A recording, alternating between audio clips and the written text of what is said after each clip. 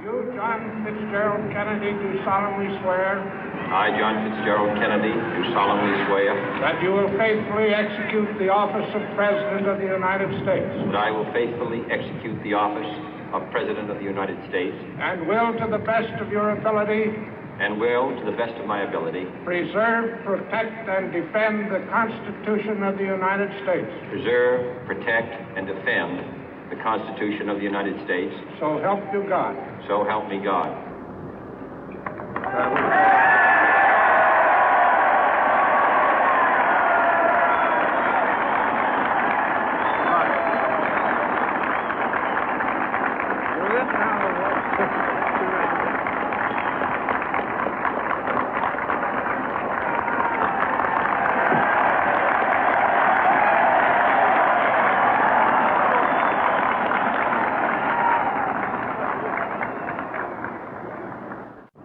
Vice President Johnson, Mr. Speaker, Mr. Chief Justice, President Eisenhower, Vice President Nixon, President Truman, Reverend clergy, fellow citizens. We observe today not a victory of party, but a celebration of freedom, symbolizing an end as well as a beginning, signifying renewal as well as change. For I have sworn before you and Almighty God the same solemn oath our forebears prescribed nearly a century and 3/4 ago. The world is very different now, for man holds in his mortal hands the power to abolish all forms of human poverty and all forms of human life. And yet the same revolutionary beliefs for which our forebears fought are still at issue around the globe. The belief that the rights of man come not from the generosity of the state, but from the hand of God. We dare not forget today that we are the heirs of that first revolution. Let the word go forth from this time and place to friend and foe alike that the torch has been passed to a new generation of Americans born in this century, tempered by war, disciplined by a hard and bitter peace, proud of our ancient heritage, and unwilling to witness or permit the slow undoing of those human rights to which this nation has always been committed and to which we are committed today at home and around the world.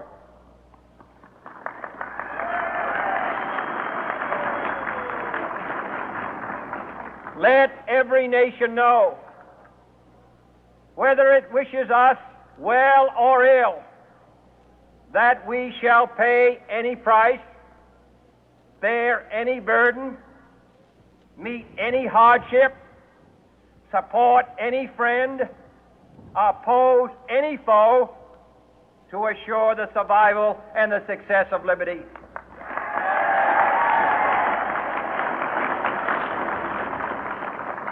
This much we pledge and more.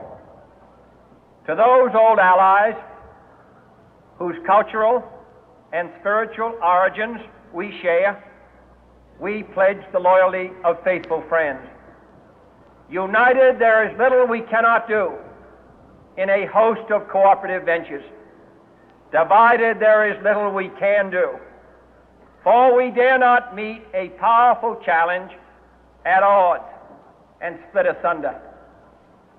To those new states whom we welcome to the ranks of the free, we pledge our word that one form of colonial control shall not have passed away, merely to be replaced by a far more iron tyranny.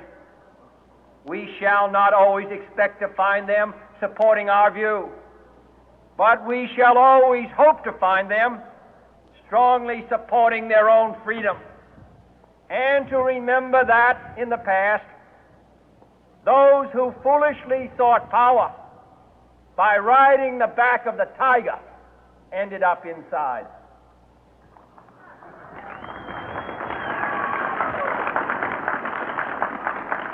To those people in the huts and villages of half the globe struggling to break the bonds of mass misery, we pledge our best efforts to help them help themselves for whatever period is required, not because the communists may be doing it, not because we seek their votes, but because it is right. If a free society cannot help the many who are poor, it cannot save the few who are rich.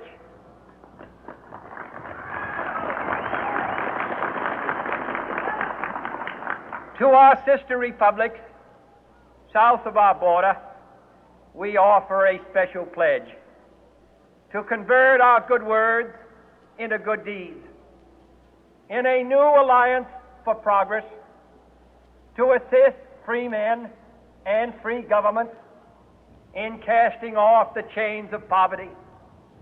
But this peaceful revolution of hope cannot become the prey of hostile powers.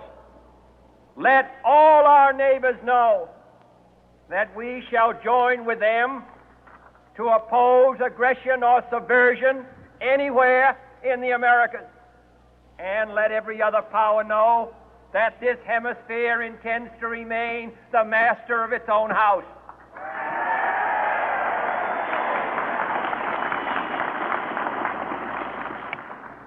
To that World Assembly of Sovereign States, the United Nations, our last best hope, in an age where the instruments of war have far outpaced the instruments of peace, we renew our pledge of support to prevent it from becoming merely a forum for invective, to strengthen its shield of the new and the weak, and to enlarge the area in which its writ may run.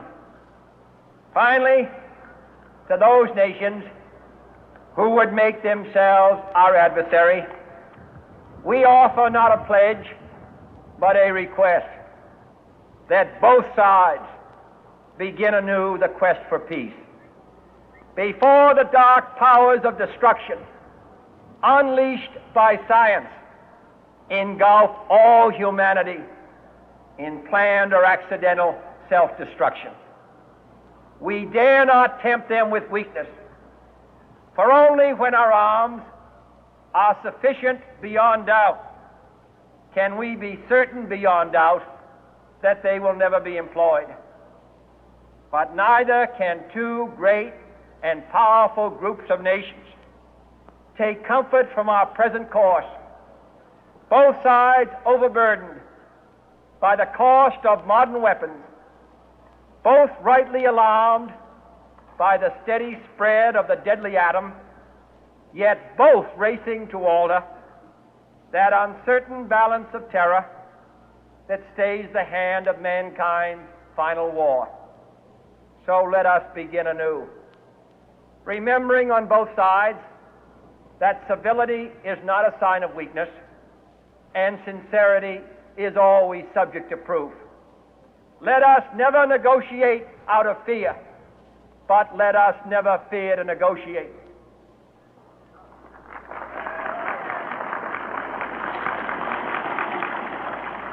Let both sides explore what problems unite us, instead of belaboring those problems which divide us.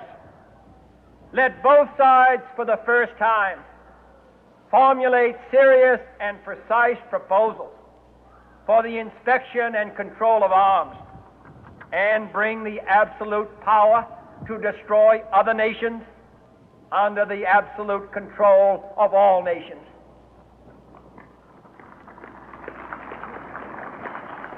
Let both sides seek to invoke the wonders of science instead of its terrors. Together, let us explore the stars, conquer the deserts, eradicate disease, tap the ocean depth, and encourage the arts and commerce. Let both sides unite to heed in all corners of the earth the command of Isaiah to undo the heavy burden and let the oppressed go free. And if a beachhead of cooperation may push back the jungle of suspicion, let both sides join in creating a new endeavor, not a new balance of power, but a new world of law, where the strong are just and the weak secure and the peace preserved. All this will not be finished in the first 100 days, nor will it be finished in the first 1,000 days, nor in the life of this administration, nor even perhaps in our lifetime on this planet. But let us begin.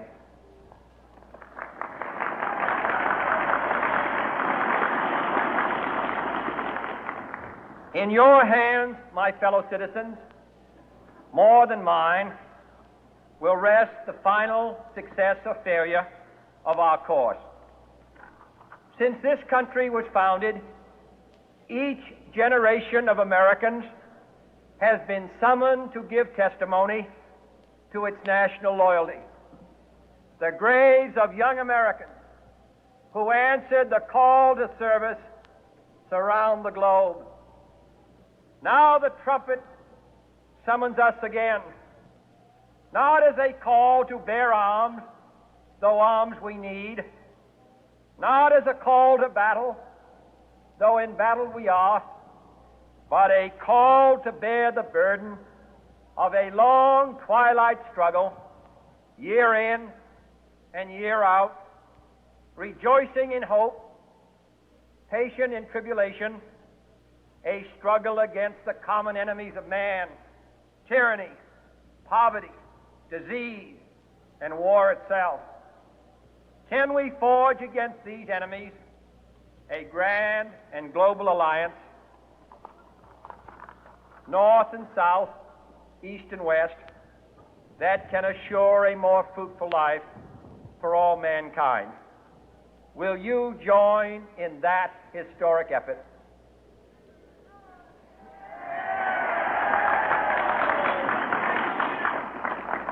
In the long history of the world, only a few generations have been granted the role of defending freedom in its hour of maximum danger. I do not shrink from this responsibility. I welcome it.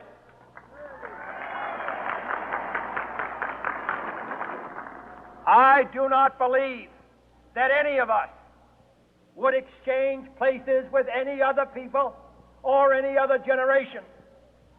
The energy, the faith, the devotion which we bring to this endeavor will light our country and all who serve it. And the glow from that fire can truly light the world. And so, my fellow Americans, ask not what your country can do for you.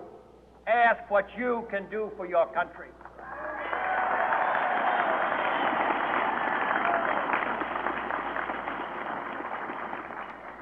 My fellow citizens of the world, ask not what America will do for you, but what together we can do for the freedom of man.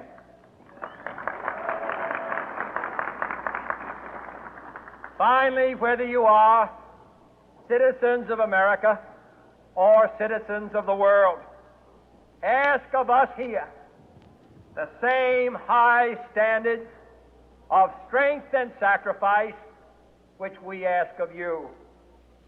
With a good conscience, our only sure reward, with history the final judge of our deeds, let us go forth to lead the land we love, asking His blessing and His help, but knowing that here on earth God's work must truly be our own.